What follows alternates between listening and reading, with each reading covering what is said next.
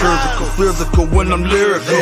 So bat it down with medical, something critical. It's gonna take a miracle. Bright lights, but the spiritual, written down like biblical. I finally reached the pinnacle. Welcome to the house, the one they talking about. Word of mouth, the boxing PlayHouse, without a doubt. All the latest and greatest boxing news, that's what it's all about. Bienvenido a Boxing PlayHouse Latin America. Esta semana we have the one and only Maestro with me on the show, and we have the honor and privilege of interviewing the Dream Shatterer, Alan Conyers. Alan Conyers, Maestro Ray Sosa, welcome to the show, guys. How you guys doing? Hey, I'm good. How are you? I'm good, man. I haven't seen my boy in a long time, man. You looking kind of healthy there. What's going on, brother? Yeah, I'm just eating good, you know. Wife is taking good care of you, huh? Yeah, she is. That's what's yes, sir. Yes, sir. I'm getting there too, man. I'm like 200 plus pounds, man. I just enjoy retirement too much. We the same weight then, you heard? I'm 200. How much you weigh? I'm like 200. Oh, I got you beat, man. I'm like 225. Oh, that's what's up. I'm trying to. I got both of y'all. So what's good, my brother? What you been up to the last couple of years? Just work, you know. Just work. That's it. Work. Do you got a family? You got kids? What's going on? What's new? What's new? The last time I seen you, you didn't have no kids, man. Yeah, I got 6 now. You heard? What? I got 6. Yeah, 6 girls. You don't watch TV? Nah, I used to. Hey Ray, man, I know you go a long ways back with the Alan Conyers. You know, I don't know if you don't mind just calling you a nickname, if it's cool. Me or him? Alan, you mind me calling you a nickname? Nah, you can call me whatever. I'm good. Yeah, they call him Booby. You know, Booby from the Bronx, BX. You know what I'm saying? Anyway, I know you go a long ways back. I remember Alan his fighting days when I was coming up as well. He's a good fighter, has a big history, a lot of things. He knows a lot about boxing, and he knows a lot about the music game too. So the guy's well versed in many things, many popular things. You want to talk about your relationship with them, Ray? Yeah, man. You there? You can hear me? Yeah.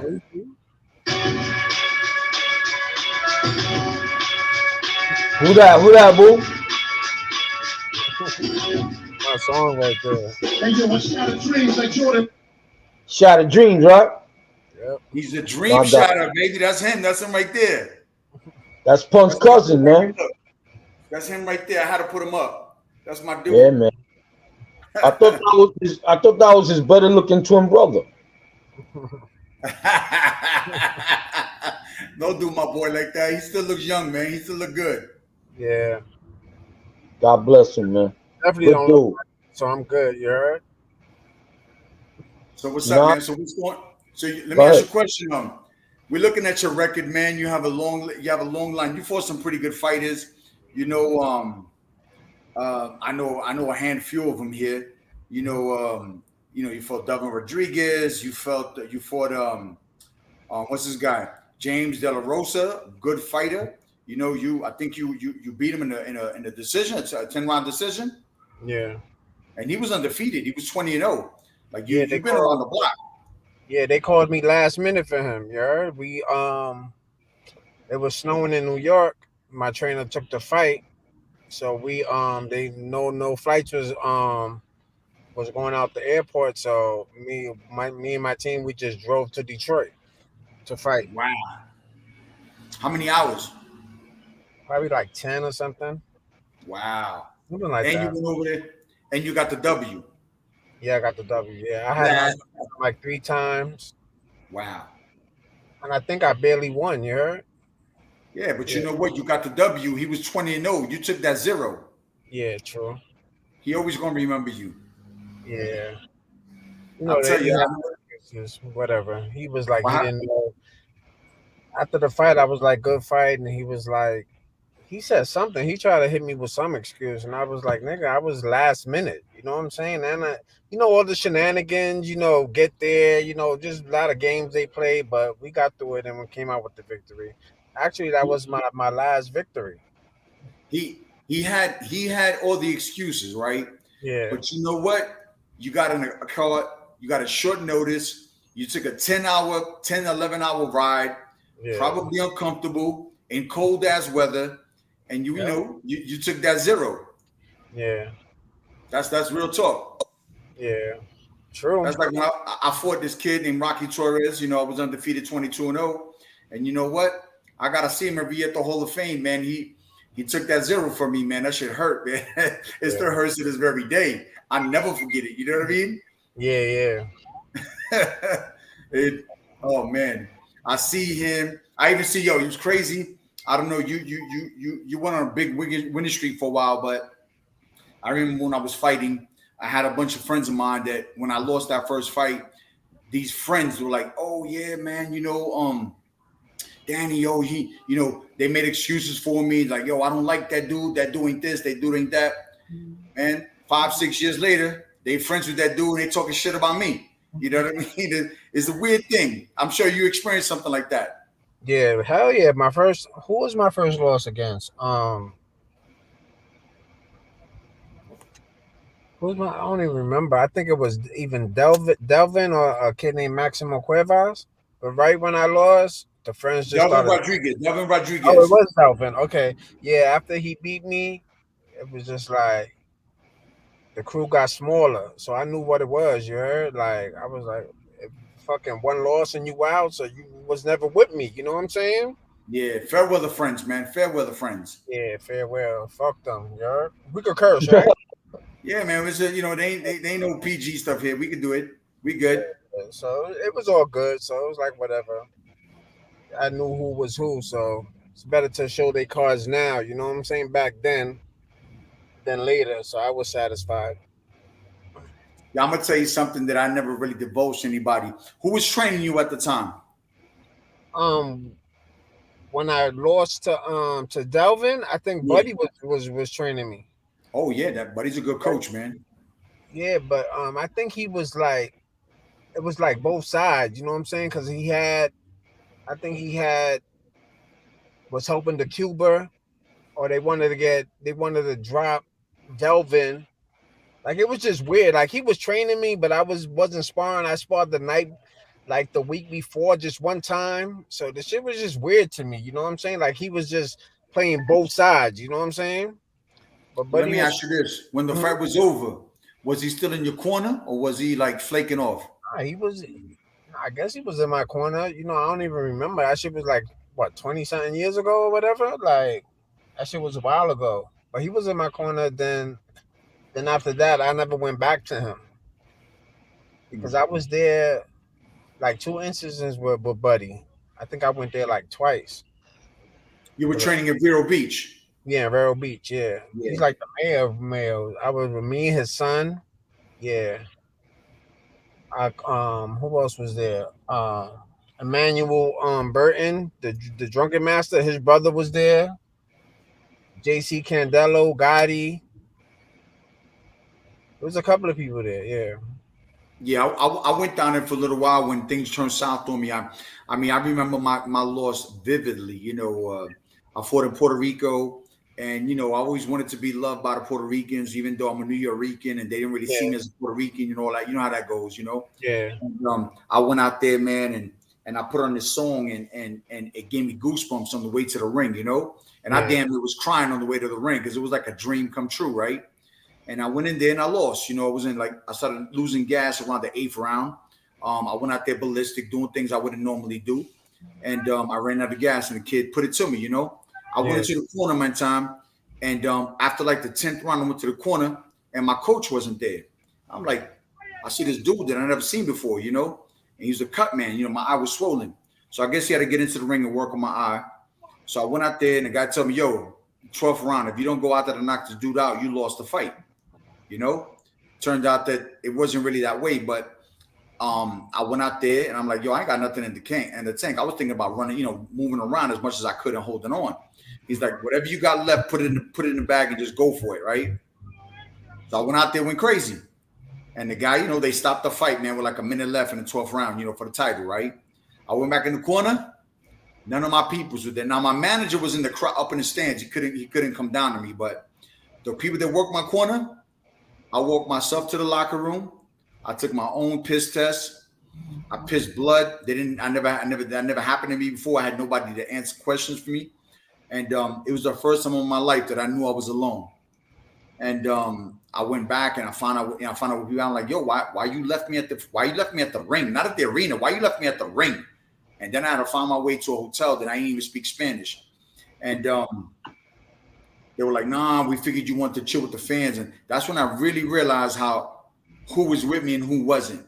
You know, when I got back to the mainland, when I got back to Florida, I remember how all those same people were like, oh yeah, you this, you that, you that, you that. Everybody was turning, like I couldn't get nobody to give me a cup of water, man. It was like, and I could relate to some of the things that you just spoke about. Who's your toughest fight? I don't know. I either stopped them or I got stopped. You heard? It's like I was never in no wars or nothing. You know what I'm saying? Like Delvin, I went 10 rounds. That was the first time I went 10 rounds. I wasn't even a 10-round fighter. You know what I'm saying? I just thugged it out and gave it everything I had. But as far as toughest fight, I don't know. Because niggas, as you see my record, I lost like 8 in a row. You know what I'm saying? The Kirkland, you know, that shit lasted, you know, 1 round. You know what I'm saying? It was like 2 seconds to go. You know, so I knocked them down. You know, only had 11 amateur fights, so that probably came, you know, into play. You know what I'm saying? And it's just rough growing up in the Bronx. You know what I'm saying? Boxing compared to other cities, you know, states is just weird. You know what I'm saying? Because you got old people that think they know boxing, but if they don't see you got something, they're not messing with you, or they just doing it for the money. You know, drug dealers or you know niggas who use drugs. Like it's just crazy and it's weird. You know what I'm saying? So, like, all right, for example, my favorite sport was football. You know, so I wanted to be a pro football player, but you know, we don't got no school pride or nothing. You know what I'm saying? Compared to Texas, or Miami, like the whole homecoming and the football thing is like a little college stadium compared to the Bronx. We don't even Yeah, got grass on shit. our field and shit. So it's just different. And I just think me being for the Bronx, held me back basically because people it wasn't really in it for the love. I mean, I don't know if you mind me speaking on something, but when I used to live across the street from your cousin, you remember those days? Yeah. Pun, yeah, on St. Lawrence. Hell yeah. Well, I don't like to drop names because nowadays people take a picture with somebody and they brothers and they best friends, and I don't like dropping no names. But yeah, when I used to live across the street from Pun and I used to see you over there, I was always trying to get you to come to Florida with me for one of the fights. I'm like, yo, come down there. I got it in the bag over there. These people love me, this, that, the other. And I don't know. I don't want to mention no names, but I remember some people like, nah, he's going to do it this way. He's going to go that way. And I'm like, well, I can't. You're a grown ass man. I couldn't tell you what to do. You know what I mean? Yeah. But I remember like when I used to go jogging and shit, and Pun used to see me outside. He used to send his daughter to come get me, right? Yeah. And he used to tell me that people don't know this, but I don't know if he mentioned it to you. I'm sure he has, but his dream was to become a boxer. Did he ever tell you that? He got me into boxing. Yeah, I remember. I wanted you to say it, but yeah, and I used to be like, yo, I remember you always fit. Like you probably, I don't know what you look like now, but I remember you always chiseled, bro. You were like mad chiseled. Yeah, I'm washed up now. I gained weight, but summertime coming. I went to the gym this week, so I'm going to try to come down and weight. But again, people don't want me to fight. You know what I'm saying? I could fight walking down the street in the Bronx, but you know what I'm saying? Why not get paid for it? You know what I'm saying? Like, how old are you now? I'm 47 now.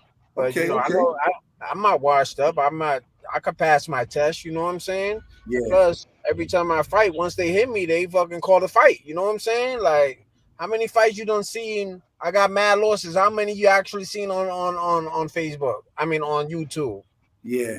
don't see none of my fights on because them shits is crazy, yo. Shit is just shit is faker than wrestling, yo. Shit is just whack, yo. It's whack. Boxing is just whack. When you were growing up, man, who was your favorite fighter? Um, I like Sugar Ray, but I like the underdogs. You know what I'm saying? Like niggas who wasn't champion who was just fight. You know, the body snatcher. You know what I'm saying? Like low key niggas that niggas wouldn't even know. Not Yeah, the stars or the champions. I like Hagler. You know what I'm saying? But niggas like that had a really no scales, just gritty. You know what I'm saying? Like just go and get it. You know what I'm saying? yeah, Mm. yeah.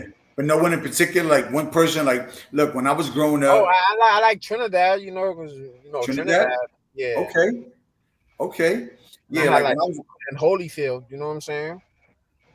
you got anybody? I'm gonna let Ray in a bit, but you got anybody nowadays that you like? Nah, I like Spence. You like Spence? Yeah, but I What really about don't this? don't look at because to me Mayweather done mess up the whole. Nobody wants to fight each other. Everybody just talk. Everybody act like they want to fight each other, but they don't fight each other, and it's just disgusting. I barely look at boxing. I don't know who's up and coming. I know Boots is coming up. You know what I'm saying? Nobody wants to lose their O. Yeah, and it's whack. It's whack. To me, Mayweather. Everybody want to be Mayweather. You can't be Mayweather. That's him. You heard? Like I don't know. Shit is just crazy. Boxing is whack now. Nobody look. Spence and this guy's about to fight. You know what I'm saying? They should have been for it. We're gonna talk about that in a second. I'm gonna let Ray get in on this, and then we'll talk about that. These fights have been happening lately. Go ahead, Ray. Well, first of all, I want to say how I met that guy, and what y'all got in common besides having love for Pun. Now I know why he loved him and why Pun loved you. Cause y'all some real niggas, man. And I don't mean the word, but I would mean that's street talk. Y'all real people. So I get a phone call, and it's from my man Joe Crack back in the day. He was kind of close back in the day. He come to the gym, Morris Park, check us out, and he comes in with this guy. I didn't even know who Big Pun was for real. I didn't know who he was. My son was there. His poppy, that is. They thought they saw Tyson, man. I couldn't believe it. So anyway, I go to Florida, I get a call, and it's Joe. Yo, man, I want to send a fighter to you. I didn't know who Booby was. I'm like, yeah, Joe, what you need? He took care of my kid, man. How I'm gonna say no to him? So yeah, man, hold on.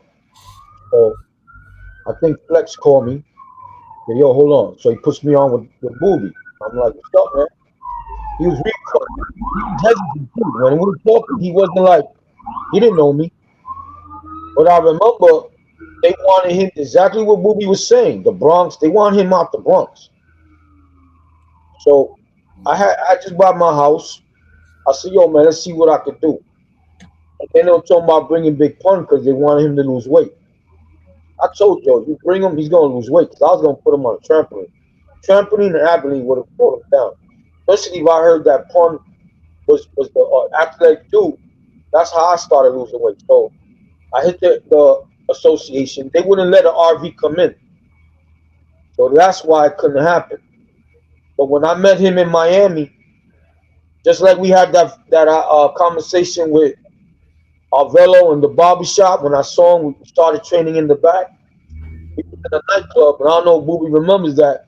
I said, you Booby? He goes, yeah, man, I'm Ray. What's up? He goes, yo, we look around. We started working behind the club, right in Yeah. Miami, right there in South Beach. I was like, yo, see something. He looked at me like, well, I was like, yeah, I'm not going to see you. I see something right here. So he started doing push-ups there. He got up. He started showing me. I said, wow, this dude got a reach. This dude can scratch his ankle, his knees without bending down. That's how he reaches. So I knew. I was like, man, if I get this dude, he just need range. And when I saw the Kirkland fight, he had Kirkland hurt. You saw the fight, right? I Yeah, was in the fight. Yeah, it's in the No, fight. I'm talking to Danny. You saw yeah, the yeah. fight, No, right? no, no. Y'all seen it, man. Nah, Booby said I was in the fight, of course. But if you see the fight, he had him. but he dives in with his punches. So he when he punched him, he was in Kirkland's lane. Kirkland got lucky because he was out. All he needed to get hit with a couple of more, he would have went through the ropes. But since he dived with his punches, he was diving. Yeah. Oh, he got counted. Anybody would have went up. But then talking to him the other day on the fight, look at years later, we talking about it. He's not gonna tell you this, but I'm gonna tell you this. That day that he fought, that he was supposed to fight Kirkland, or the day before, Booby, you told me you went running and you got lost, right? The day of the fight. You Yeah. say that. I'll give it to him now. Yeah, little 2 minute run, you know what I'm saying? Get the adrenaline pumping, you know what I'm saying? And I end up running for like an hour. Everything looked the same. I was going downhill. I didn't have my phone with me. And then I didn't have no legs for the fight. You know what I'm saying? Wow. Wow. Crazy. We got some comments here. We got boxing players that are like, yo, wow, you fought Kirtland. They said, Sakura says, Hagler Trinidad, both great fighters. Spence versus Crawford is going to be a war. Dahlia Duran says, hello, family. Much love. Beautiful memories. Shauna Wright says, hey, Boxing Playhouse. Thank you, Shauna Wright. Thanks, everybody. Yeah, you know what, man? I remember like when I like I said, I don't like to drop names sometimes, because people be thinking you're full of shit, right? And it ain't putting no money in my no money in my pocket. But at the end of the day, like I remember when I used to go and I used to train in the Bronx, I lived across the street from Pun's house. My family had a house over there. And I remember when I was in town, man, I used to go over there and I used to hold my hand up for Pun. And I don't know if Poopy ever did this shit, but the dude used to crack real hard. And he'd be sitting down and like just, working. And he was fast too. He was mad fast too. Crazy fast. And he was like, yo, he used to always tell me, yo, Danny, take Booby to Florida with you, my brother. Take him with you out there. And I'm like, I can't put a gun to his head and bring him with me, man. He's open to come anytime he wants, But I know that other people had other ideas for him, you know what I mean? And then Liza, his son was real shy. His son was like 2 years old when I was over there. I don't know if you ever seen the shirt that I made for Pun. It said my name in the front, Bronx Bomber, and in the back it said Bomb Squad. We're talking about, I don't know if you ever seen it. It was 8X. That was my favorite name. That name was dope. Yeah, he wanted me to make a shirt for him, so I made a shirt. It was 8X. You know what I mean? Yeah. And that was the largest size they made. But I bought it for him, and he was always like I don't want to make the show about him because he was always talking about you. He's like, yo, I'm going to live through my cousin, man. I want him to see him become the champ. He used to tell me that shit all the time, And I'm like, yo, I used to tell him, why don't you manage him? It's like I'm having a hard time managing myself. He used to tell me that all the time, Yeah. He's the one. Yeah, he's the one that took me to my first gym, Fort Apache, right there on Fort Apache. Yeah. My first trainer ever was Carlton Mitch. They called him Mitch. Yeah, I know who you're talking about.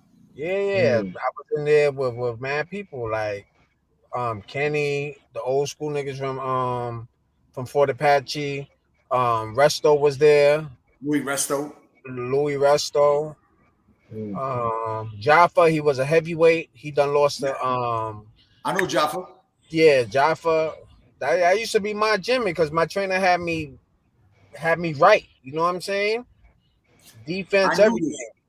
I knew this because I used to work out at Morris Park, right? And then I worked out at Bronx Chester. And Pum was like, yo, go to Fort Apache because he used to love that gym. You know what I mean? And one time that was the Gleasons of the Bronx. They fucked that gym up, yo. Yeah, yes, true, sir. True. Yes, sir. So let me ask you a question. When you fought in the amateurs, right?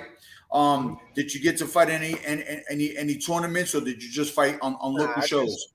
I just went to the gloves. That's it. I think I did the gloves 3 times, but I was so inconsistent. My trainer used to punish me because I never ran. You know what I'm saying? I used to mess with Pun.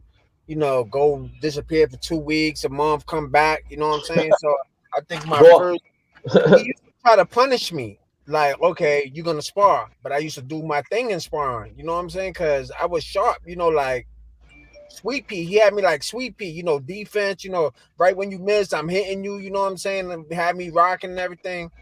But he'll try to punish me, and I would still do my thing. You know what I'm saying? So I went to the gloves 3 times, 65, 56, and then 47. Because Wow. I was never serious. I would never run. Trainer would be like, "Yo, why you ain't running?" I'm like, "Yo, there's mad people outside Sunday. You know, all the Puerto Ricans come out. You know, it's like I can't. I can't run. Just mad excuses. You know what I'm saying?" Yeah. Mm, So he'll just try to punish me and have me spar, but I'll still do my thing. You know mm. what's crazy? I'm not trying to make this story. I mean, I could just relate a lot of things you're talking about, especially when it came to Pun. I remember Pun was going to come out with the song. I don't know if it was Capital Punishment or whatever it was. He wanted me to come out in a video, right? And I talked to my coach, and he was like, "Hell no, you ain't gonna go on the video. You ain't gonna go on no tours. You ain't doing nothing. I want you staying away from them." I remember, what was I gonna say? Pun came to the gym one day, and we had a stationary bike, So he used to sit on a stationary bike while I used to work out, you know. And I came. He had a Ford F-150, so I took him back home, And his wife's like, "Yo, the only time he gets off this fucking couch is when you're in town, because nobody can get him to go anywhere, unless it's to the studio or some shit like that." Yeah. Yeah. Hey, Booby, Hey, what up? you spar with Gotti, right? Yeah, I swear, Gotti, when I was with Buddy, yeah. How What did was that? that go? I did good. I did really good. You know, he Mm. passed, but it was good. It was just he was a champ, so it was. I was blessed to be in the ring with him. You know what I'm saying? But I did really good. Wasn't Was it it easy? amazing how he Yeah. used to show up? I was there one time, man, when I had gone through some shit, and I literally was sleeping on Angel Man Freddy. Angel Man Freddy like, "Yo, come over. I got a couch." So I went to the house. I stood over there to train with Buddy and shit, and I was staying over there at Angel Man Freddy's house. And Arturo Gotti came down, bro, and he used to come in like 200 pounds, bro. I don't know if you Yeah. remember that. That dude used to come in at 200 I never pounds. seen him. I never seen him that heavy because he was already in the gym. You know what I'm saying? He was already light, but he was small. Like he was small. Well, compared to me, he was so small. Yeah, And I was like, wow, because he used to do his thing in the ring. He used to hurt people, you know what I'm saying? And I was like, I no, was he's a just so beast. much bigger than him, you know what I'm saying? Like, Yeah. but I was just glad I got the opportunity to spar him and stuff. I learned a lot. I learned a lot from him. Who I got a else you spar comment with? here. Hold on. I got a comment here. It says, "Imagine if you really had trained hard and you've been focused.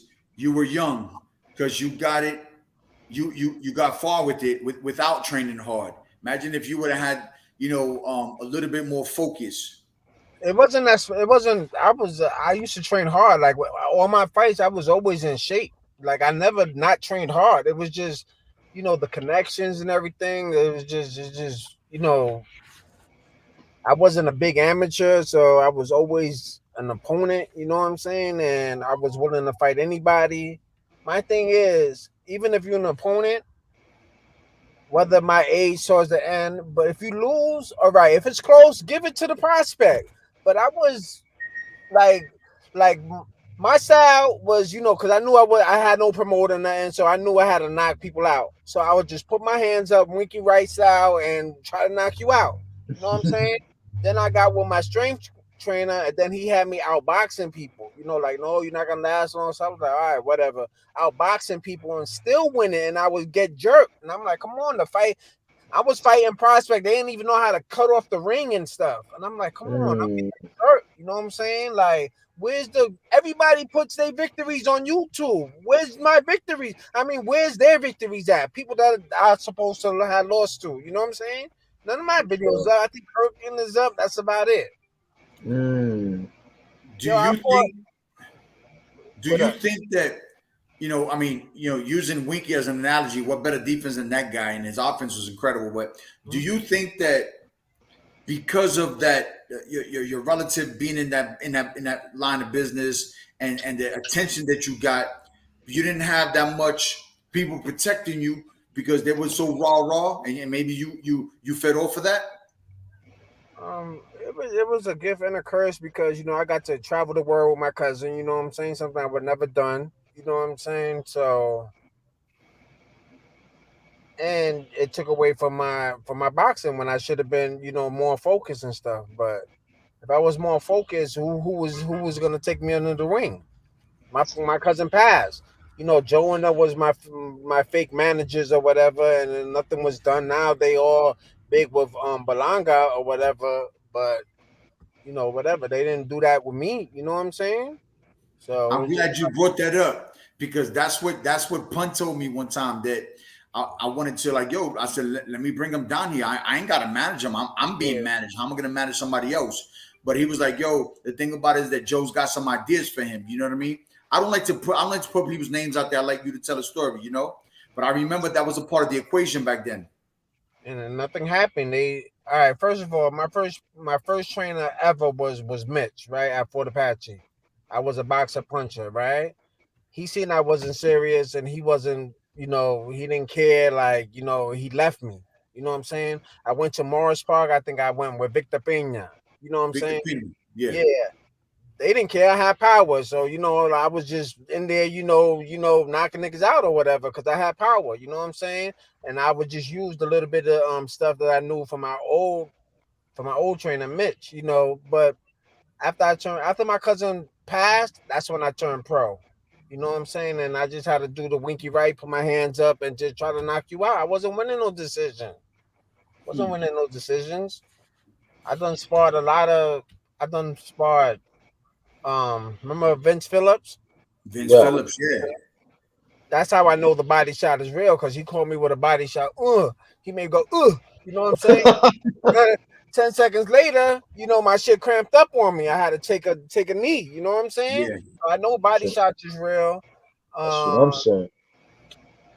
I sparred Gotti, Six Head Lewis. Six Head Lewis is no joke. Yeah, because I guess at first I done signed to Ted Martin. Yeah. You ever heard of him? Ted Yes, Martin. sir. Heard of him. I guess I had to spar Six Head to see if what he got, to see what he thought, whatever. So I did good, and I signed. Who JC Candelo was in with Buddy.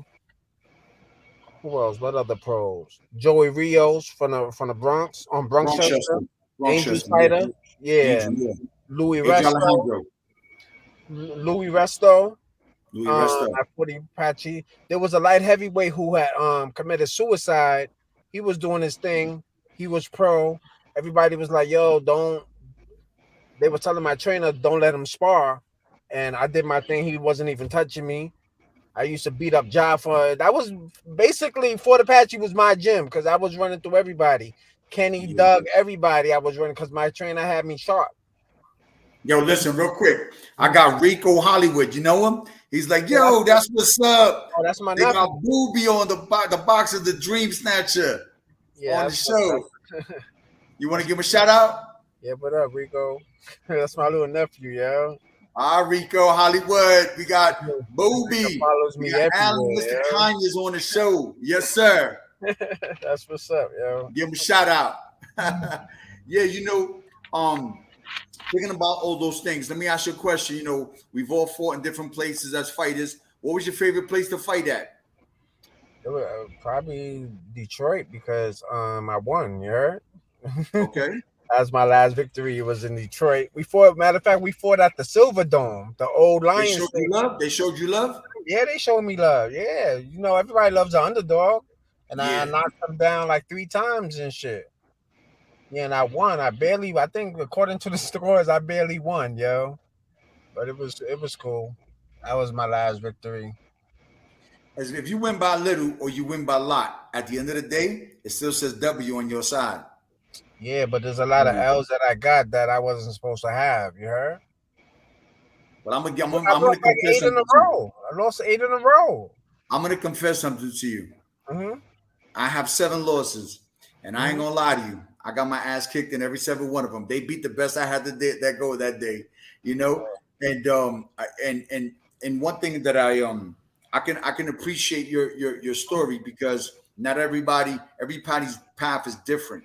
Like I remember when I used to see you, I'm like, yo, this dude's gonna be the champ. It was like you were born chiseled, like you were always chiseled. I never forget that. Yeah. And I used to be like, yo, Pun, man, if you want to send your nephew down to Florida with me, man, I got him, because I knew you were gonna do it.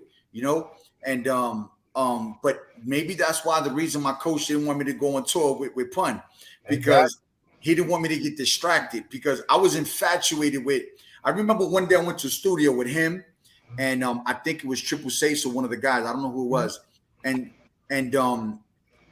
I was there, and the first thing they do, they bring in some Chinese food, they got some brew, and they spark up, And once they sparked up, I walked out. I'm like, I gotta go, And they were calling me they're calling me little names and stuff, but maybe that's why my coach didn't want me to go on tour with them and be in this video and stuff because he didn't want me to get distracted. It's too addictive, that style. Listen, I got Antoine Jackson. Says shout out to Booby the boxer, big man in the building, tuning in. Sherman Henson, what's up, fam? Yo, future Hall of Famer, Sherman Henson. You heard? You better make sure he gets inducted in the next year or two, or we're gonna have to stop picket signs outside. Anyway, you got some love out here, Booby. Everybody showing you love on social media, man. It ain't nobody cooler than me, yo. For real. Now listen, Ray, you gotta tell him Booby's a down to earth dude, man. Yo, his nickname to me is Boobalicious. Boobalicious. But check it out real quick. It's funny. You said Ted Martin, right, Boo? Mm-hmm. Piece of shit.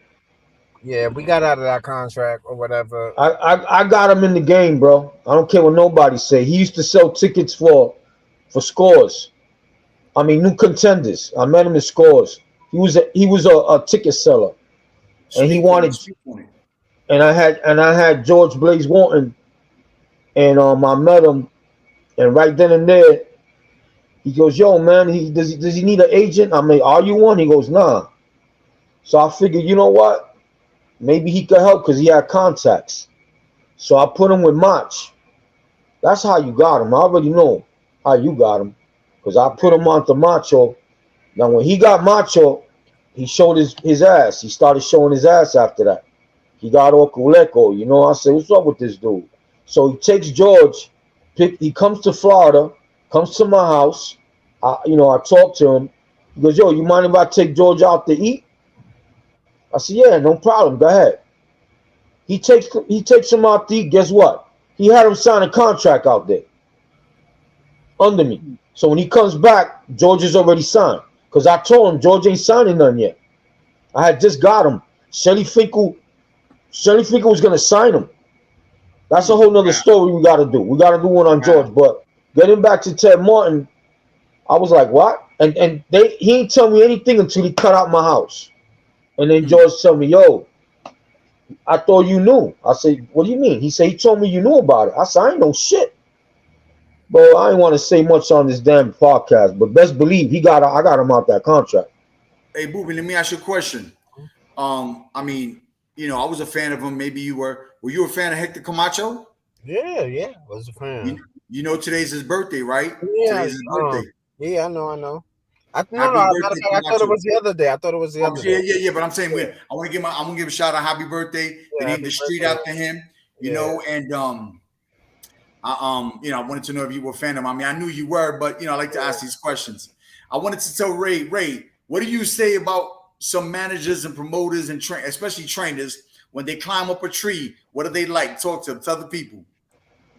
First, let me say hello to Dalila for throwing the comment on my background. Thank you, Dalila. Much love to her.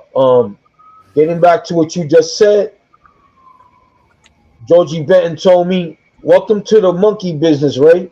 And I'm like, wow, what is he talking about? I didn't want to, make a comment. I said, what do you mean? He said the higher the fighters go up the tree, the more they show their ass. I like that. And he was talking about Pernell Whitaker. I said, what do you mean? He goes, man, Pernell was only giving me $500 a month. No, $5 a week. I'm sorry. I said, $5 a week? Man, that ain't bad. He goes, that ain't that. But when he got his payday, I wouldn't get no bonus. Pernell was not giving Georgie Benton, one of the best trainers in the game, no bonus, just strictly $500 a week. Ain't that something? I fought De La Rosa. I fought De La Rosa on last minute for $5,000. You heard? Wow. It was a pay-per-view. It was on the undercard of Devin Alexander and Bradley. And I told my trainer, like, why only 5,000? No. I knew you could beat him. Later on, I don't know. later on, me and my trainer like had an argument. I'm like, nigga, I know how much I made my fights. I made 14 for Kirkland. I made 12.5 for Carlos Molina, and I had $5,000. He tried to say no. So he gave himself away, so he must have took money under the table or whatever. You heard? That's messed up. Exactly. I mean, that's Exactly. messed up the way it goes, man. Yo, listen, I want to ask you about some fights. First and foremost, did you see the Devin Haney Lomachenko fight? What'd you Yeah. think about that result? I thought Devin lost, but I got to see it again. You know what I'm saying? I thought I he lost. I initially, when I saw it, I thought he lost. When I looked at it again, because I turned off the volume, everybody was telling me to look at it over Yeah. again. I saw some comments. I said, you know what? I turned off the volume. When I looked at it, man, it was a close fight. It could have went either way. So when it can go either way, and you're the Yeah. house fighter and you're the champ, you got to Yeah. take that shit from the champ. You got to Yeah, make sure that you put him down or you totally dominate him. It can't be a close round, because when a close round, it goes to the house and it goes to the manager. I mean, it goes to the fighter, the champ. So, I kind of like not changed my decision because I thought it was a close fight. So they But should have gave it to him at the because he's the day, champ. Yeah, that's how I saw it. I didn't look at it again, but I was like, if it's close, give it to the champ because you got to take it. But his round on the 10th round, somebody gave it to Hanley. Like, come on, that was the round that he dominated, and he true, hurt Exactly. him. true. So it was just But like, he took the foot off the gas pedal in the 12th round, yeah. and that could have done some things. Maybe not on the Naturally 116 smaller, 12 round. I'm sorry. but he's naturally smaller than Haney. So Very true. Lombardi shots was coming to play the last round. So he Very invested in true. body shots, and then that's why he won. All right. That's why he didn't get to put the pedal in the 12th round because he was gas. But he's so much bigger than Lomo. No Yeah. nigga went and fought for his country. Like he didn't have to do that. Like Yeah. I don't know. Yeah, but who hunt 16, hunt 12 on the 10th round? Was it the 10th round he judged that? No, he Dave judged the Moretti? fight 116 112. It Yeah. wasn't that far. It wasn't that far. So that's only like a round or two difference anyway. You heard? Yeah, but that's that what round I'm or two could have made it a draw. They should have made it a draw because now with all the controversy, a draw would have settled and everybody would have saw it again, and we would have saw. I think on the draw, believe it or not, as much as I was going for Loma, I think Haney would have got used to him already and probably win him on the rematch decisively. Decisively. Nobody messing with Tank. That another Loma hurt him, man. And just imagine if Tank was hitting him.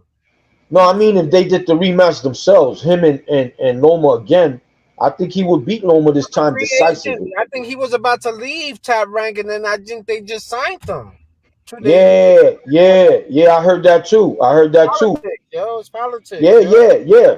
And you know what? Shout out to Teddy Alice. Even though I had issues with him back in the day, he's gonna do a petition now, and they're gonna see if they can do some kind of organization to leave these judges or refs accountable for what they do.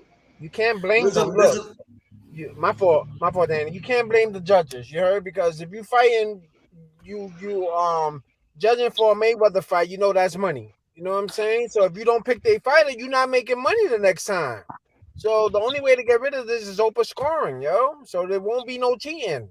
Open scoring. That's the only way you're gonna I agree with you. I'll sign that. I'll sign Yeah. that petition for open scoring. How does that go? How does open scoring go? How does that go? After each round, they gotta show it on the big screen. Like Oh, basketball players and they points, you gotta put it or the Nice. judges scores. Hey, listen, I got my boy, my co-host, Angel Hidalgo. What's up, Angel? Hey, what's What's good, going yo? on? Hey, apologies. Sorry I'm late, guys. Crazy day. What's up, Movie? Better late than never. Yeah. Give me 1 second. I just jumped in, but you guys were talking about what I'm assuming it's about the reffing and the scoring, the judges, and all that stuff. Yeah. It's been crazy. That's a crazy topic. That's a good idea, the open scoring. The only thing is that what they really need is accountability, because they could open score and they'll still give back scores, and we'll see those same judges again and again.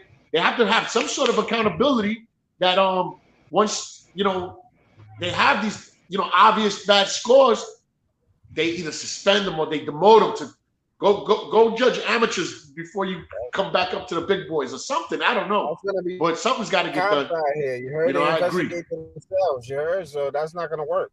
I think the closest thing is the. I got to sign off real quick and sign back on because my audio. Real quick. All right, listen. I got a couple comments here. It says Sakura says, "Look, man, I got hold on. I got Rocky Dowdy saying happy birthday, Camacho. Thank you. That's cool. I got Sakura saying that she doesn't want to know the decision before the fight ends.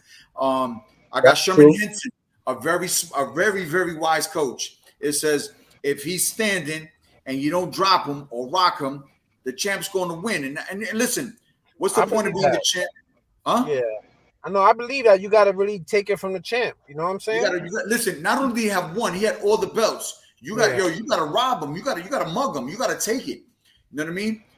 You got Rico Hollywood says the politics is crazy. It makes the game dirty. Sakura says again, but former boxer as judges, a website you can look at scoring in real time if you want to know the real scores. Okay, yeah. The problem is this, and I think that this, and maybe you guys agree with it or not, but the reality of the situation is this, man. If he would have rocked him, and I've watched the fight twice. I didn't see Devin Haney get rocked even once. I've seen him get caught with a couple shots, but caught with a couple shots don't mean nothing, He didn't get rocked. He didn't get dropped. He didn't dominate him really in any real round. He got rocked. I think the 10th round he got rocked. He got hurt. Lomar hurt him one of them rounds. Yeah. Several rounds. He got rocked a couple of times, but he weathered the storm. He weathered it. So I was never impressed with Haney. Number one, he was getting hit. He was a much smaller guy. He had the smaller guy walking him down. He was square. He was getting hit with lead rights. Come on, yo. And even when he was throwing, he was blocking. So very true, very true. So only Mayweather could do defense and throw two, and he threw way more punches. So only Mayweather could throw a couple of punches and win the round, right? I gotta watch it again, man. I only saw it one time. Going back to what you said earlier, Booby, you said, and I agree with you. He don't want another Tank. He definitely don't want another Tank. And I think, you may disagree with this. I would like to see him fight. I definitely don't want him to see. I think he'll get beat by Shakur Stevenson too. I think Shakur is on another level. I don't think he got an Tank. Look, Tank to me is like Mayweather with power. He does everything exceptionally well, and Shakur Stevenson is gonna get hit. These are not 16 ounces that they fighting with headgear. It's gonna be totally different. Yeah. And he's gonna get hit. 12 rounds, he's gonna get hit. Who has Shakur? Yeah, go ahead. He's just like Mayweather to me with power. Here's my question: who Shakur has fought besides Valdez? Well, he just moved up into this weight class. I don't want to see them rush him because he's still young. But this kid, man, his boxing acumen is off the charts. And what complements that is his confidence. He's been in there with, he's sparred with most of these guys. I just think that right now that the pit bull of the bunch, the top dog in the business is Tank. He has different facets to this game. He could be aggressive. He could be passive. He could lure you in and take you to deep waters. He has power late. He's just a smart boxer. People don't give him enough credit for his boxing acumen. It says that they bought Sherman Henson says they bought the judges in for the fight, which I never heard of that before. Well, I didn't know that. Did you know about that, guys? No, I didn't know about that. I just know that boxing been fucked up for a long time. Let me tell you something. I fought Carson Jones, right? I fought him in Oklahoma City, right? Fought him in Oklahoma City. It was like a library in there. Like niggas was not cheering or nothing. I was beating the shit out of him. You heard? I asked him to send me the tape. You know what I'm saying? His promoter. Anyway, I'm beating him, right? He elbowed me, headbutted me. You know what? The cut man closed it up. At the end of the 9th round, I'm not even bleeding. The referee comes and just opens the motherfucking cut, like opens my eye like the nigga eating something, and then being sexual, and it's like my shit just starts shooting. Right after that, he fought Kell Brook. Yeah, right. Crazy. Wow. It's crazy, yo. Amazing. Amazing, man. It was like a library. I heard my trainer telling me combinations to throw, and I was throwing combinations. Wow. If anybody know Carson Jones, ask him and tell me if I'm lying.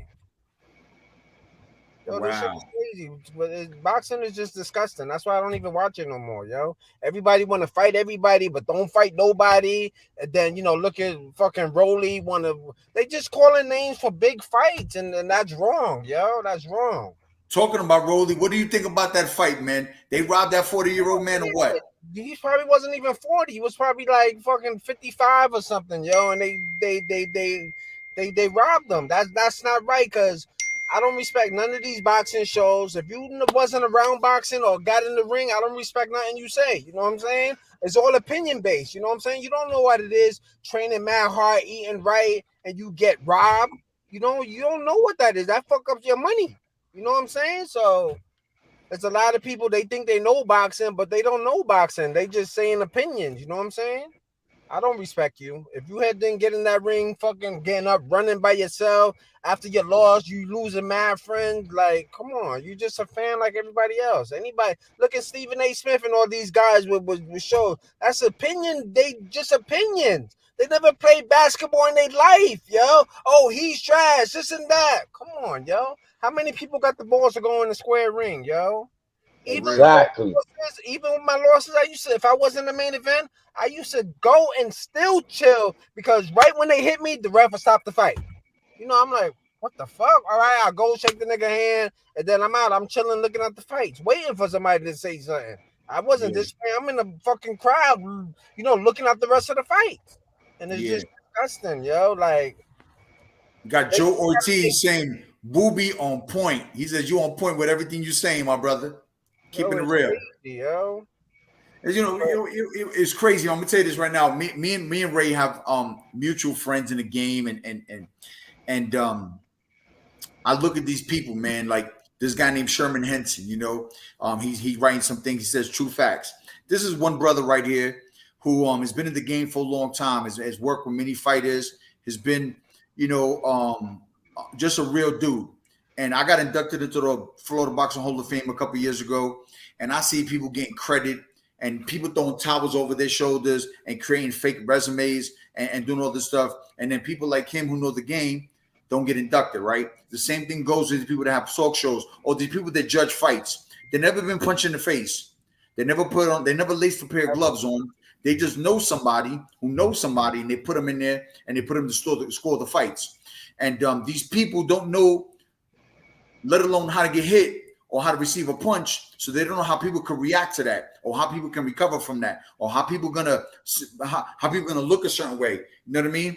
And when I look at these people, sometimes I say, "Yo, how did this guy judge the fight? What fight was he watching?"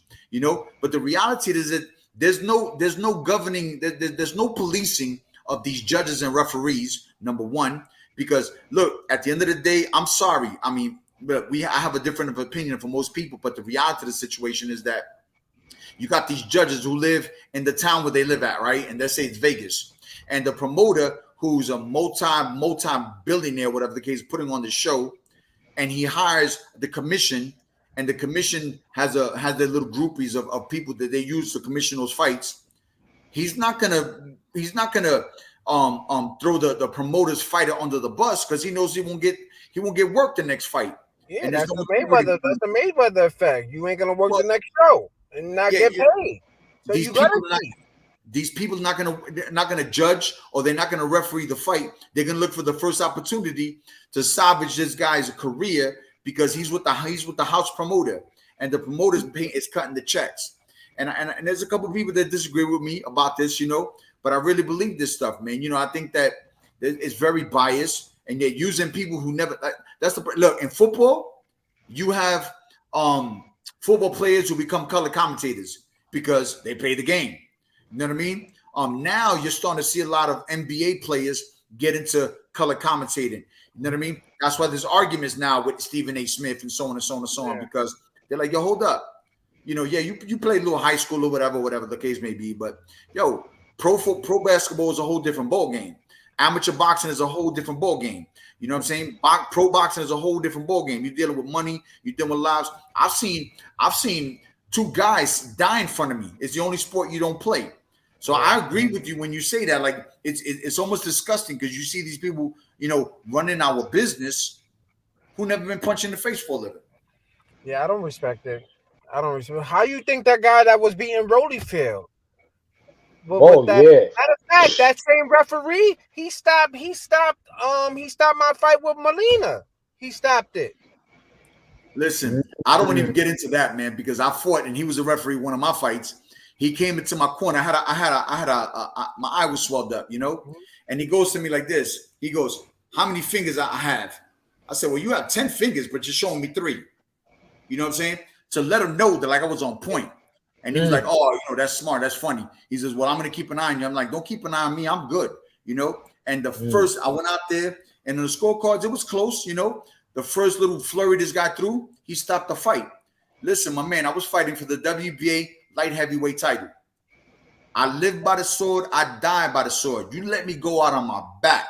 How many fighters say I would die to fulfill my dreams? That I did to save my life. Don't jump in. Let me go on my back. Let me get knocked down. The problem is that I had a conversation with Sakura and Emilio. And at that time, I don't know about now, but at that time, there's no standing 8 count in California. I mean, in Las Vegas. So if you get hurt or something, you got to take the knee. But I wasn't hurt. You know what I'm saying? And I don't know if it was the same situation in your fight. Look at the Molina fight. The So, nigga I was in a robe and the nigga just stopped it. He just stopped it. Like let me fight. Like that's why I didn't even care. You know what I'm saying? I kept fighting because I knew once I get hit, they already know I got power. So once I get hit, they stopping the fight. Exactly. It's a gift and a curse because you know that's exactly. No, I'm good. I could do shit with my kids. You know what I'm saying? But the thing is, look at my record. It's like I'm a journeyman, but I know I'm not a journeyman. You know what I'm saying? Or wasn't supposed to be a journeyman. You know what I'm saying? But you know that's then. You know what I'm saying? That's what happens when you B-side and the promoters they lean. B-side and then you winning and it's not close. How can you just jerk me? So all the judges that jerk me, you know, like put the shit on YouTube. Show everybody. That's the new shit, isn't it? Like putting your fight on YouTube. Why is the curse my only fight? You know, niggas hitting me and then the refs are stopping it. You know, I go give a nigga a pound. Come on, yo. I never came. I was always in shape. You know, I was always trying to win. Is that they wouldn't let me win? You know, I can attest to that. They hit me and then they throw they call the fight, yo. Because they know you a knockout puncher. So before that happens, yeah, but it's a gift and a curse because I get to play with my kids. I don't look washed up. You know, I'm still handsome. I don't got scars. You know, like it's crazy. But this is what I was doing, so my record should be way better. You know what I'm saying? Let me ask you this. Let me ask you this. I mean, Zen says that money talks. The culture in all sports is like this, right? It's the culture of all sports. But let me ask you this. Now you're in your 40s, right? You still look great. I mean, I know you for 20 or some odd years. You still look great. I mean, you look a little pudgy there, but I'm sure you can get in shape, right? I put on weight, but I'm good. You lose it just the same, right? Yeah, let me ask you this. I know I got a fight. I could lose the weight. I know I could pass all the tests. You know what I'm saying? So whatever. So the opportunity presented itself, you would say, yo, you know, you tell wifey, listen, honey, I love you, but I gotta go do what I gotta do. Yeah, like I want to fight again. You know what I'm saying? Niggas give me a fight. Go with Danny to Colombia. He'll get you a fight over there.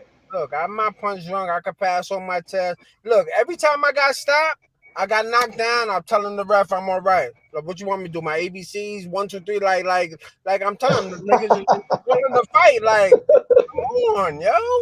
That's crazy. I'm showing you that I'm all right. What you want me to say? ABCs, I'll count to 10 and niggas would just call it. Why? Because I was the B-side.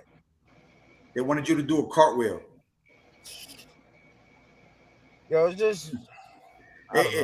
Sherman Henson says, Referees need to do their homework. They need to know. They need to do homework on the fighters that they're refereeing, so they can know the guy's history and his mannerisms and his pursuit of what he's doing when he's in the ring, and his mannerisms on how he approaches the game. Because me remembering you, you're a sturdy stuff.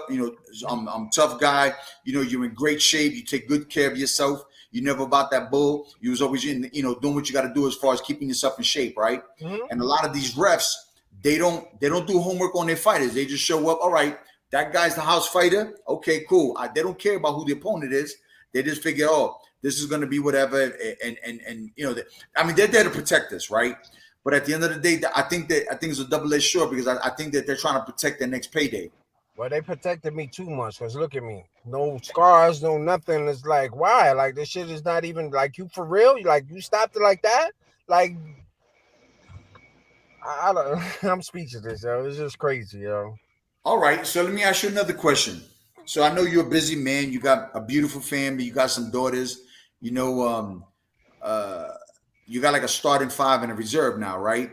But let me ask you this: Would you someday ever entertain the idea of becoming a trainer yourself?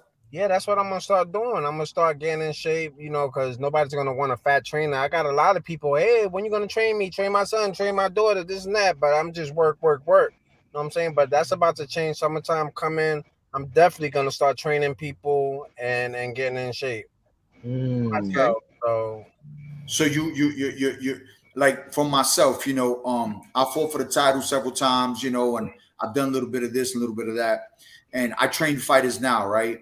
I live in the country of Colombia. I came out here. I learned how to I speak know, Spanish. San. You said the island, right? San Padre Island or something. No. I live in Colombia. I'm about to move with my wife somewhere, but I live in Okay. the mainland of Colombia. But my wife brought me out here, and I fell in love with it. It was amazing. But let me just say this: what I'm trying to do right now is look. I have some great people behind me, and it was awesome for a while. What happened was that when things start going bad, everybody points fingers, but nobody wants to accept the responsibilities. Now, I'll accept the responsibility of being to the point where I just thought that I couldn't be beat, and I got a little comfortable, and I started sleeping in silk drawers. And a boxer that sleeps in silk drawers doesn't get up and run that hard. Mhm. So I started fall in love with the mystique of who Danny Santiago was at the time, because I was the Bronx bomber, right? But the reality of the situation, there was things that were not necessarily done right by me. You know what I mean? Yeah. So and that's for them to accept the responsibility for it. I'm not gonna put them on Front Street and pull their cards. But now that I'm a trainer, I make sure that those things aren't done with my boys. And I got a pretty good stable of fighters. And what this is relating to is that I wanted to know if you want to become a coach someday and maybe develop your own Yeah. champion and I do for him what wasn't done for you. Yep, that's exactly what I want to do. But the only thing that holds me back is the loyalty. You come and you give Yep. so much time to a kid, and they supposed to be loyal, and then they just leave. And I don't want fuck up your shoulders or whatever. Then they just leave you, and then that hurts because I'm loyal. You know what I'm saying? Like I'm loyal. I got a better idea. I got a better idea. Talk to wifey. Get yourself back in shape because you got mileage left. You didn't really come out the game messed up. Go to see my man in Colombia there. After you get, I'm serious. And like Dalila said, her father fought 250. You 47. Go get a belt. Look I'm what saying she put. I believe know I you can be still the fight. yeah. I Huh? know I can still fight. I know I can still fight and pass on my test. I'm not even worried about that. You know what I'm Look, I'm saying? not kissing your ass, my brother. I'm keeping it 100 with you. Mhm. Your face looks exactly the same My as nigga, when I that's fought what you I'm 20 some saying. years It's a ago. gift and a curse, my nigga. Like, yo, the way they stop my fights is just crazy, yo. Pull them up. All my opponents that beat me or so-called beat me, put the shit on YouTube like everybody else do.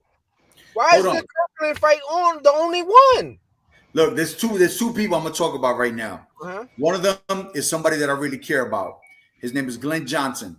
Glenn Johnson. The Jamaican, yeah. Yeah, Yeah. I remember him. that is my dude, man. Like I Yeah. give credit where credit is due.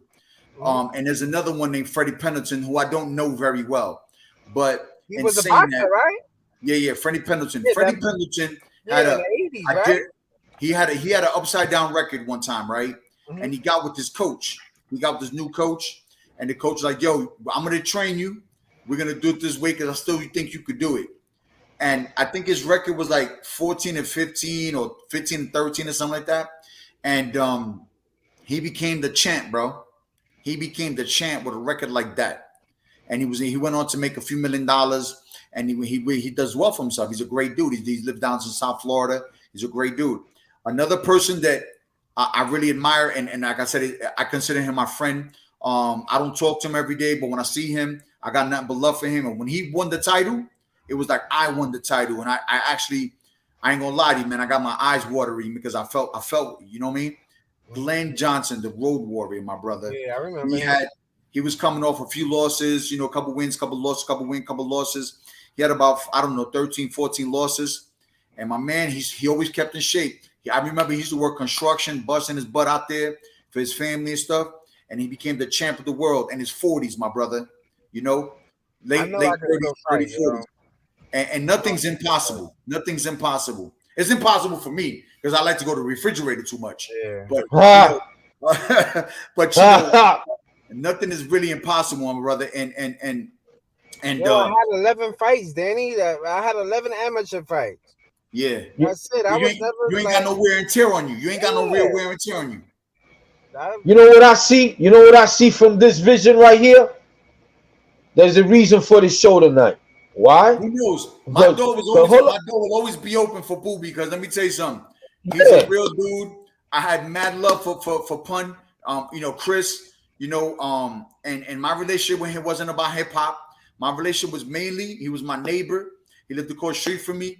He used to show me mad love. And I know how much he believed in his cousin because we and him always had conversations about Allen. My door will always be open for him. I didn't do this interview for that. I did an interview because his story is unique, and I have mad love for this dude. He was a real fighter. He was a real dude. He is a real dude. When is your next show? What are the dates you got now? Let's talk about it. Listen, we got to talk about that off air. I don't want to put him on Front Street right now, but man, people are watching, man. Don't tune in. When is your next show? Just Listen, I got access to shows every Thursday, Friday, Saturday, and Sunday. All he got to do is call me up. I got a nice place for him. He can come stay at my house. He's welcome to bring his wife. I don't know if I got enough room for 6 girls, but I got enough room for him and his wife. Nah. Yeah, and his wife, you got to be careful, Ray, because his wife is sitting right next to him. And, Nana? Where's Nana at? What's up to Nana? Where's she at? Where's Nana? She hear you. I want to see her, man. Put her on. She don't want to be on. She don't want to be on. What's up, Nana? Hi. Wow. Hey, hold on. That's crazy. Yo, Booby, they call your wife Nina? That's Nana. That's her name, yeah. That's what they call my wife. Oh, shit. No, I don't call her that. But that's what they used to call her. I don't call her that. That's before my time. But they used to call her Nina and shit. She's like, yo, babe, we're going to go to Miami. And don't think it's crazy when my friends call me Nana. I'm like, your name is Nana? I've been with her for 6 years. I didn't even know that. You know what I mean? And I was like, okay, all right, Nana, So what a coincidence. That's what's up. So listen, my brother, I'm not going to keep you on all night. I know you're sitting in the me on. I'm open right now, yo. Let's keep it moving. Let's keep it moving. 10 more minutes.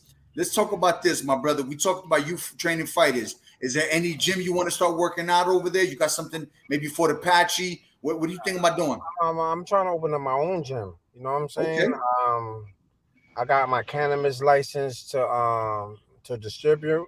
You know what I'm saying? So I'm doing that. They got that. I'm like the whole New York State. It was like 152, and I'm one of them. So wow. Not block money, but corporation money. So. I'm just trying to do my thing, but I love boxing, and I'm gonna try to open up my own shit, and train. Where you thinking about opening it up at? In the BX? I don't know. Yeah, probably in the BX somewhere. I don't know. Riverdale, Bronx. I don't know. We gotta find a spot, but I love boxing, so it's just like whatever.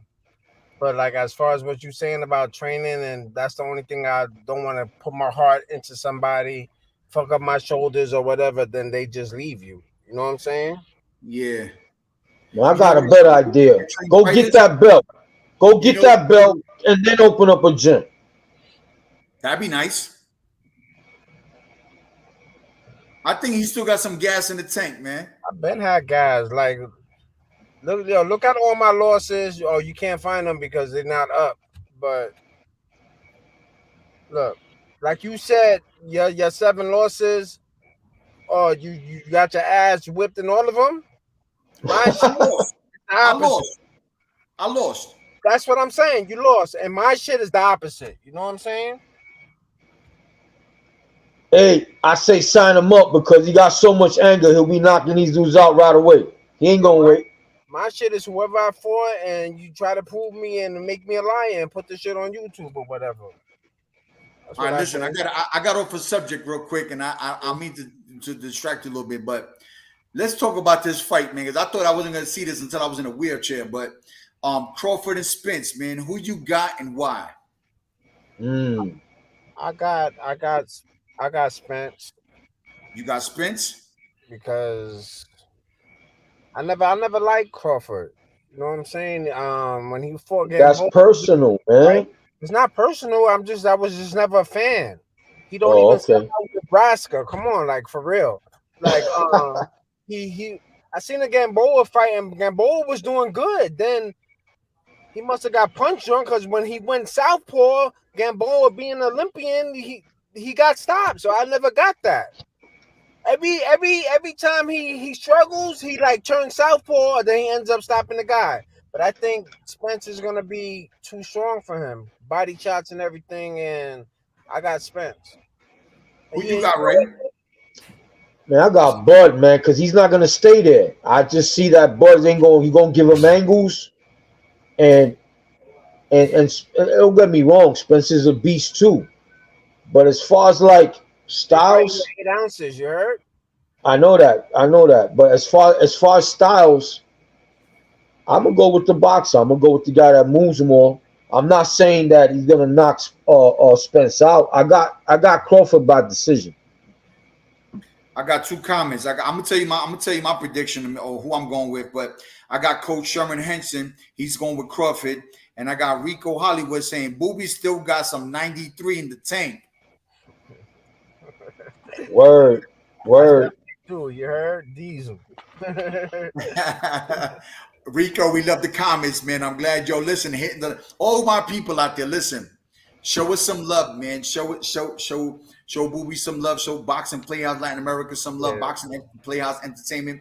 Hit the like button, and if you want to subscribe, you don't have. It ain't about money. It's about showing us some love. You know what I mean? I'm gonna tell you right now on the real. I like Crawford. I like them both, but I like Crawford because I like his low level of way of doing things. You know, I just like the way he flies under the radar. Yeah, you know what? He can't sell many tickets. Back home, you know, Nebraska, maybe they out there, you know, corn chucking or something like that. I don't know what they do out there, you know, but I like Crawford because I just think the way he comes at things and his boxing technique, they both have great styles, but I just think Crawford just has a little bit more of an arsenal to play with, you know. And that's my take on Crawford, you know, on that fight. That's what's up.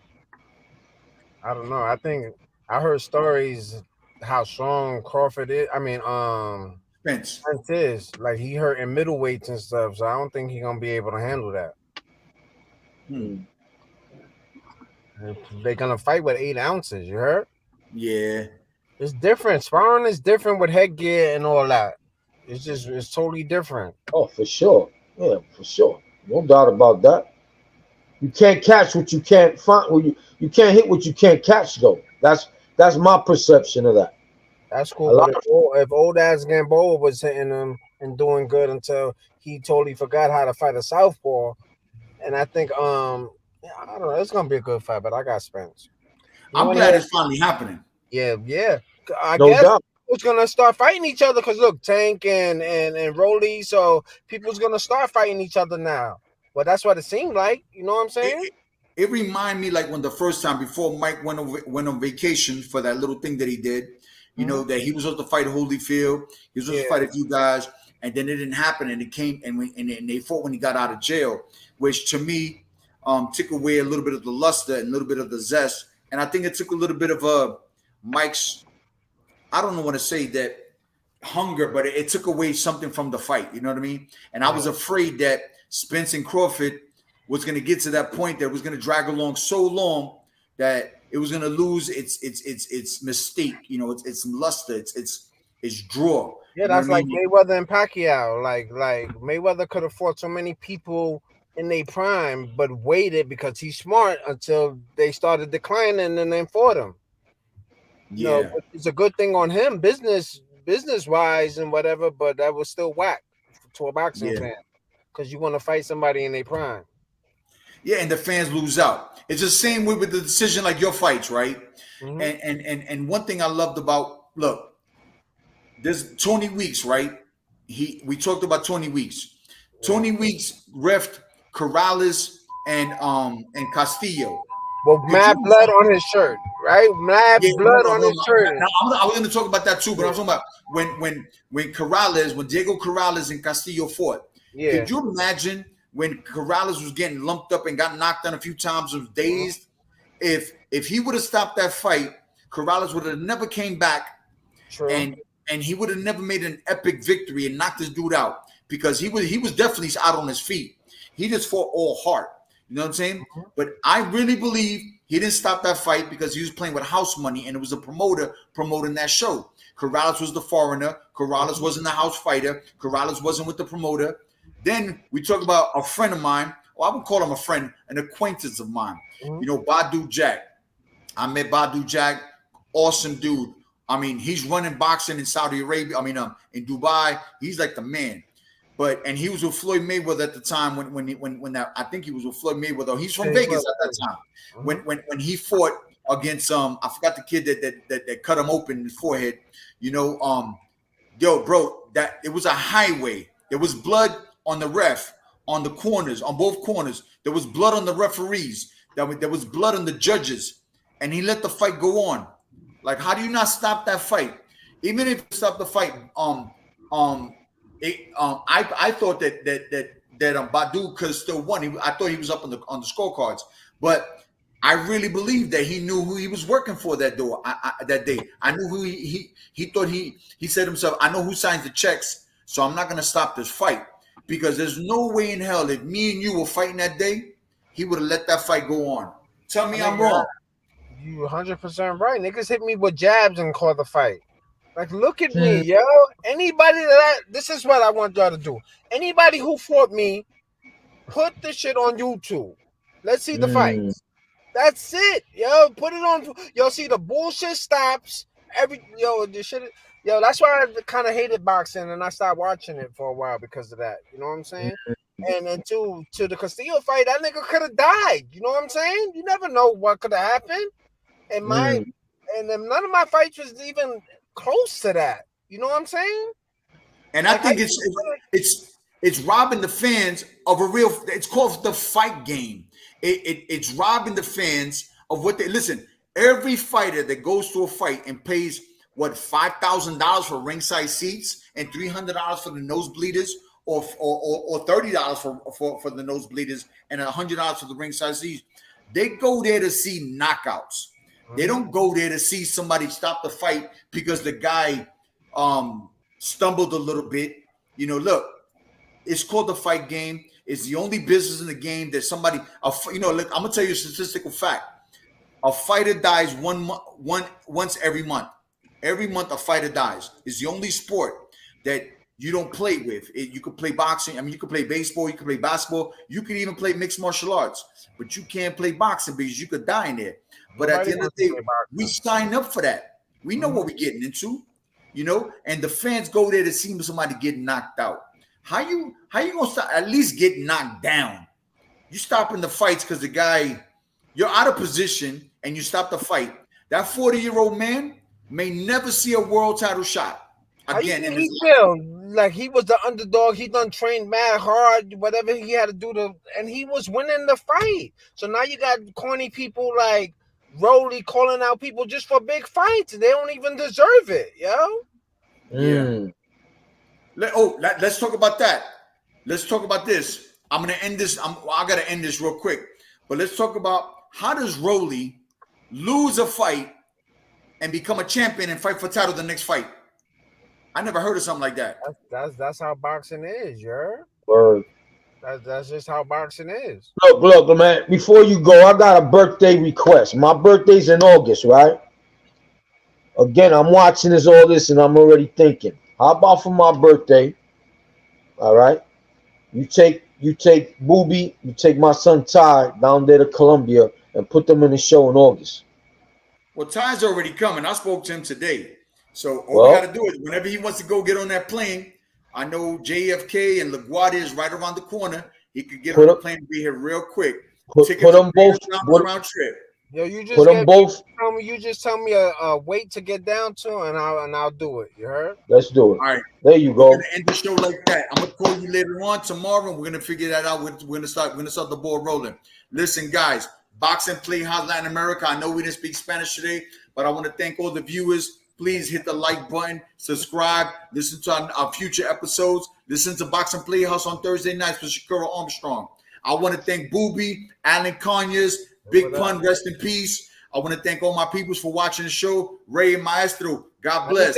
Let me say something. Hold on 1 second. Yo, for all your fighters that's protecting your all, you better hurry up and lose because you're going to see who your real friends are. You heard?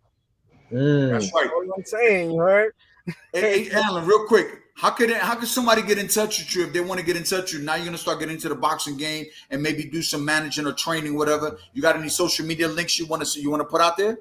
Yeah, my my Facebook is BX Ring King, right?